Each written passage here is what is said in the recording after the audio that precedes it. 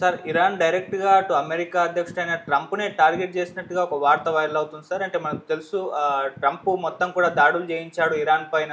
So, ఈ నేపథ్యంలో దానికి కౌంటర్ అటాక్‌గా అటు అమెరికా పైన దాడులు చేయడం కంటే డైరెక్ట్‌గా ట్రంప్‌నే టార్గెట్ చేసి లేపేస్తే ఒక పనైపోతుంది గదా! అన్న ఆలోచనలో ఇరాన్ ఉందని, అందుకే అక్కడున్న వాళ్ళ టెర్రరిస్ట్ క్యాంపెయిన్‌లని స్లీపర్ సెల్స్‌లని యాక్టివేట్ చేసేసి ట్రంప్‌ని చంపించి ఒక ప్రయత్నం, ఒక కుట్ర పన్నుతున్నట్టుగా వార్తలైతే వినిపిస్తున్నాయి. సో, దీనికి చాలా ముస్లిం దేశాలు కూడా మద్దతు తెలుపుతున్నట్టుగా కూడా తెలుస్తుంది. మరి ఇది పాసిబుల్ అవుతుందా? ట్రంప్‌ని లేపేయడం అనేది?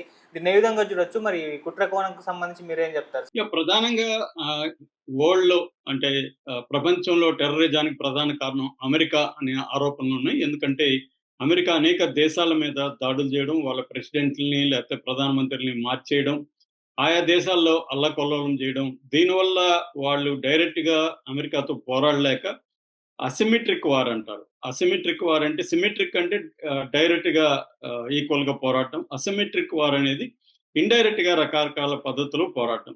ప్రాక్సీస్ అంటారు. ప్రాక్సీల పద్ధతిలో పోరాటం. అంటే ప్రచ్ఛన్న యుద్ధాలు. అలా అలాగా ఇప్పుడు ఇరాన్ గూడా బలహీనమైన దేశం అమెరికాతో పోలిస్తున్నప్పుడు లేదా ఇజ్రాయెల్‌తో పోలిసినప్పుడు డిఫెన్స్ పరంగా బలహీనమైన దేశం ఖచ్చితంగా. సో, కాకపోతే ఏందంటే అక్కడ జియోగ్రఫిక్ పరంగా తర్వాత స్ట్రాటజికలీ అది వెరీ వెరీ ఇంపార్టెంట్ కంట్రీ. చాలా స్ట్రాంగ్‌గా గూడా నిలబడుతున్న కంట్రీ. ఎందుకంటే దాదాపు 5,000 సంవత్సరాల చరిత్ర ఉంది దానికి. 9,00,00,000 పాపులేషన్ ఉంది. చాలా స్ట్రాంగ్‌గా నిలబడుతున్న కంట్రీ. రెండోది దానికొక థియలాజికల్ ఐడియాలజీ గూడా ఉందన్నమాట. అంటే ఇస్లామిస్టు ఐడియాలజీ ఉన్న దేశం. సో, గట్టిగా నిలబడుతున్నారు. ఇప్పుడు ఈ అటాక్ తర్వాత ఇరాన్‌లో ఆహ్, అంతర్గతంగా ఉండే ఒక అనైక్యత అనేది కూడా పోయి ఇప్పుడు అందరూ కూడా అమెరికాకు వ్యతిరేకంగా యునైట్ అయ్యారని కూడా ఇంతకు ముందే నేను ఒక తెహరాన్‌లో పనిచేసే ఒక మహిళా లెక్చరర్ మాట్లాడుతుంది. ఆమె చెప్తుంది, నేను నిన్న మసీదుకెళ్తే కూడా మసీదులో చిన్న పిల్లల్ని తీసుకొనొచ్చారు, ముసలోళ్ళొచ్చారు. అందరూ గూడా చెప్తున్నారు, "మీరు కాంప్రమైజ్ కాకండి. అమెరికాని విడిచిపెట్టకండి. మన దేశం మీద వాళ్ళు దాడి చేస్తే మనం ఎందుకు సైలెంట్‌గా ఉండాలి? మేము అవసరమైతే మేమంతా కూడా మిలిటరీలో జాయిన్ అవుతాం" అన్నట్టుగా వాళ్ళు మాట్లాడుతున్నారు. ఇంతకు ముందు కంటే కూడా ఐక్యత ఇక్కడ పెరిగింది అనేది ఆమె చెప్తుంది. వెస్టర్న్ మీడియా అబద్ధాలు ప్రచారం చేస్తుందని కూడా ఆమె మాట్లాడుతున్నారు.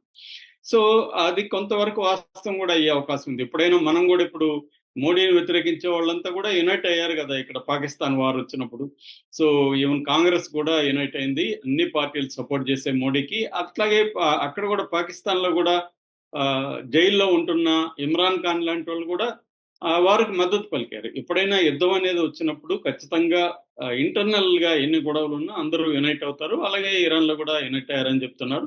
అయితే ఇప్పుడు ఇరాన్ ముందున్న కర్తవ్యం ఏందంటే, ఇరాన్ ఏం చేయగలదు? ఈ అమెరికన్ బేసుల మీద అటాక్ చేయడం ఒక ఆప్షను. ఏది మిడిల్ ఈస్ట్‌లో, వెస్ట్ ఏషియాలో ఉన్న అమెరికా ఫోర్సెస్ మీద దాడి చేయాలి. అమెరికా ఫోర్సెస్ ఒక 50,000 మంది ఉన్నారు. దాదాపు 19 దేశాల్లో దాని బేసెస్ ఉన్నాయి. వాళ్ళని అటాక్ చేయాలి. అది అటాక్ చేస్తే అమెరికా తన మీద యుద్ధం చేస్తున్నాడు అని చెప్పి అమెరికా పెద్ద ఎత్తున ప్రచార కార్యక్రమం మొదలుపెట్టి పెద్ద ఎత్తున దాడి చేసే అవకాశం ఉంది ఇరాన్ మీద. అమెరికాని ఎదుర్కొనే స్థాయి ఇరాన్‌కి లేదు. ఆల్రెడీ ఇరాన్ అన్ని రకాలుగా బలహీనంగా ఉంది. రెండవ ఆప్షను హర్మూజ్ జలసంధిని మూసేయడం. అది నిన్న పార్లమెంట్‌లో కూడా ఆమోదించారు. కానీ అది కూడా యాక్ట్ ఆఫ్ వార్ గానే పరిగణిస్తారు. ఎందుకంటే ప్రపంచవ్యాప్తంగా 20% నౌకలు కార్గో షిప్ కావచ్చు, ఆయిల్ ట్యాంకర్స్ కావచ్చు, అవన్నీ కూడా అక్కడి నుంచే వస్తాయి కాబట్టి ఆ మార్గం ద్వారా అది కూడా యాక్ట్ ఆఫ్ వార్ అనే అవకాశం ఉంది. సో, అందువల్ల ఇరాన్ ఇప్పుడు సరెండర్ అయిపోయి చర్చలకెళ్తేమో ఇంకా ఎక్కువగా కండిషన్‌లు పెడతారు ఇజ్రాయెల్ అండ్ అమెరికా. అసలు కంప్లీట్‌గా సివిల్ పర్పస్‌లకు కూడా న్యూక్లియర్‌ని మీరు వాడొద్దండి. కంప్లీట్‌గా న్యూక్లియర్ అనేది కనబడకూడదు. యురేనియం నిల్వలు ఎక్కడ ఉండకూడదు అన్నట్టుగా వాళ్ళు అగ్రీమెంట్ చేసుకునే అవకాశం ఉంది. ఎందుకంటే బలహీనంగా ఉన్నప్పుడు ఎవడైనా కూడా కండిషన్‌లు ఎక్కువ పెడతారు మనకు తెలుసు. స్ట్రాంగ్‌గా ఉంటే అవతలోడు కూడా కండిషన్‌లు దానికి తగినట్టు ఉంటాయి. సో, అందుకని వీక్‌నెస్‌లో నుంచి వెళ్ళకూడదనేది ఇరాన్‌కుంది. ఈ నేపథ్యంలో ఇరాన్‌లో ఉండే ఒక చాలామంది ఏం మాట్లాడుతున్నారంటే, death to America, death to Trump అనే స్లోగన్‌లు విపరీతంగా వినిపిస్తున్నాయి. అంటే ఇరాన్ లోపల ప్రజల్లో కూడా తీవ్రమైన ఆహ్, కోప కోపం ఉంది ఇజ్రాయెల్ మీద, దీని మీద. అంటే మన దేశంలోకొచ్చి, మన దేశంలో ఉండే సైంటిస్టులని, మిలిటరీ అధికారుల్ని లేకపోతే న్యూక్లియర్ సైంటిస్టులు, ఇంటెలిజెన్స్ వాళ్ళు ఇంతమందిని చంపి ఇంత విధ్వంసం సృష్టించి తెహరాన్ నుంచి లక్షలాది మంది ప్రజలు పారిపోయేట్టుగా చేసి మన ఆయిల్ రిజర్వర్స్‌ని మన ఆహ్, ఈ న్యూక్లియర్ సైట్‌లంతా ధ్వంసం చేసినాక మనం ఎందుకు సైలెంట్‌గా ఉండాలి అన్న ఇది ఇరాన్‌లో ఉంది. అందుకని ఇప్పుడేం చేస్తున్నారంటే ట్రంప్‌ని టార్గెట్ చేయాలి అనేది ఒక ప్లాను. ఆల్రెడీ ఇంతకు ముందు కూడా హెచ్చరించారు ఇరాన్ ప్రభుత్వం. మా దేశం మీదకి దాడికొస్తే మేము స్లీపర్ సెల్ టెర్రర్ గ్రూప్స్ అంటారు వాటిని. ఈ స్లీపర్ సెల్ టెర్రర్ గ్రూప్స్‌ని మేము చేస్తామని చెప్పి వాళ్ళు చాలా మంది మాట్లాడారనమాట. అట్లాగే ముందు నుంచి కూడా అమెరికాలో ఏందంటే ఆహ్, యాంటీ ఇస్లాం ట్రెండ్ అనేది అమెరికాలో ముందు నుంచి కూడా స్ట్రాంగ్‌గా ఉంటుంది. ట్రంప్ ముఖ్యంగా 2017లో ఇస్లాం హేట్‌ని ఆయన పెంచి పోషించాడని చెప్తారు. దాదాపు 7 కంట్రీస్ నుంచి ఇస్లాం కంట్రీస్ నుంచి ఎవరు రాకూడదని లాస్ట్ టర్మ్‌లోనే ఆయన బ్యాన్ విధించాడు.